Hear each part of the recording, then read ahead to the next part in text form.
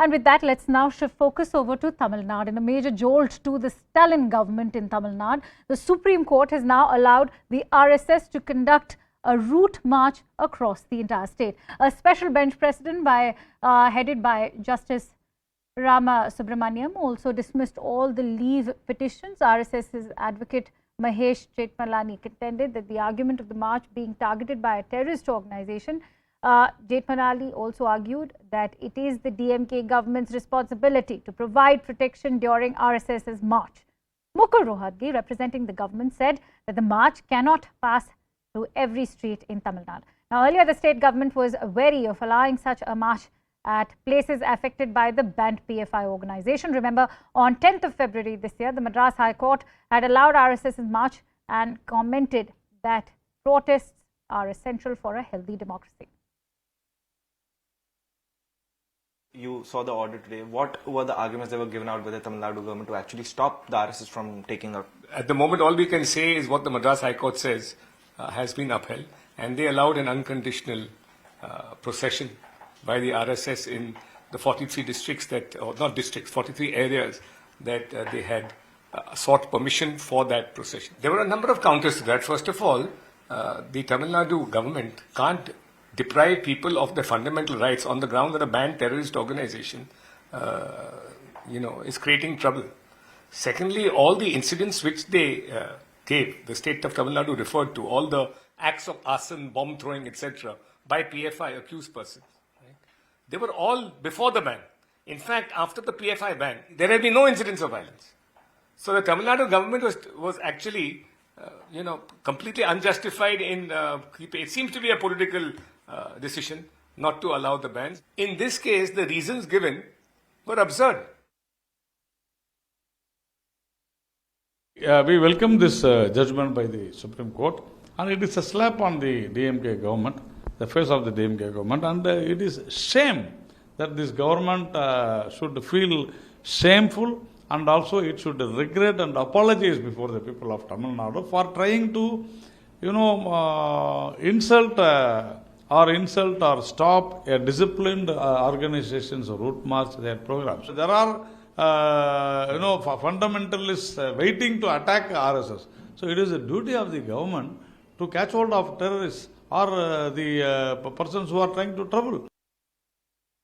All right, for more details, let's quickly go across to Ananya Bhatnagar, who is joining us live. Ananya, important to talk about why the BJP and other organizations are calling it a slap on the face of the Stalin government in Tamil Nadu. Having said that, what are the key takeaways? I believe that intelligence reports have also been misquoted and misused by the Stalin government when it comes to justifying their case.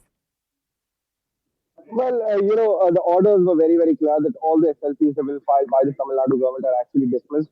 Though a detailed order copy is yet to be awaited, and the reasoning as to why these petitions have been dismissed and how RSS has been given a green signal to actually conduct these marches the reasons are yet to be known to us. But at the same point of time, the Supreme Court is very, very clear in its order saying that, all these petitions are dismissed, and the RSS has a clear green signal to take out these route marches. Now, what the Tamil Nadu government actually argued before the court was that, there is a reasonable restriction under Part 3 of the Constitution that can be imposed to curtail the fundamental rights, which basically include three major conditions. Number one is the health, public order, and morality. Now, the public order was being cited as the ground to actually curtail these fundamental rights. However, on the contrary of it, Mr. Mahesh Jetmalani was arguing for the RSS clearly contended that right to protest is a fundamental right, and this cannot be obstructed because the reasonings have been given by the Tamil Nadu government are absurd in nature and very clearly that there is no kind of a law and order situation. Even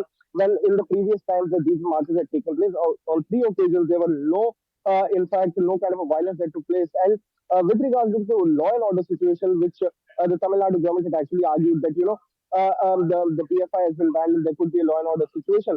The clear argument that Mr. Mahesh Jetmalani had to counter this was that after the ban on PFI, the situations are actually improved and not deprived. And that's the reason why, in fact, those the troublemakers are actually inside already. They are under custody. So there would be no kind of a law and order situation, or this type of a situation cannot be created by, in fact, the DMK government in the state of Tamil Nadu, and the RSS route march should go ahead. Right. And the Supreme Court today very, very clearly has said, yes, the RSS can go ahead with its route marches. But what are the reasons for it is something that we'll get to know in a short while from now. Many thanks to you, Ananya, for putting that entire story into perspective for us. On that note, let's also play out some crucial political and legal reactions that have followed soon after the Supreme Court announced its verdict. DMK को पता है, सरकार को पता है कि law and order जो PFI जैसे संगठन है, जो उनके पॉलिटिकल विंग है, जो जिहादी संगठन है, जो फॉरेन फंडेड एनजीओज हैं, जो फॉरेन फंडेड लोग हैं, वो पत्थरबाजी करते हैं। आरएसएस कभी नहीं करता है, आरएसएस को भी रिएक्ट भी नहीं करता। सच्चाई तो ये है। आज सुप्रीम कोर्ट का जो जजमेंट आया है, इसका हम स्वागत करते हैं। हमें ये जरूर समझना है और देश के सभी नागरिकों से अपील भी करना है। लेकिन आप जरा सोचिए कि किस तरीके से टैक्स पेयर का पैसा बर्बाद किया जा रहा है इस तरीके के केसेस में, किस तरीके से टैक्स पेयर का पैसा जिहादी संगठनों को बचाने के लिए किया जा रहा है। Well, that is a matter, but the Supreme Court had ordered, so the government will look into it and take necessary steps in that regard, because it is for the government to decide on this. So let us wait and what the government takes. We will wait and see.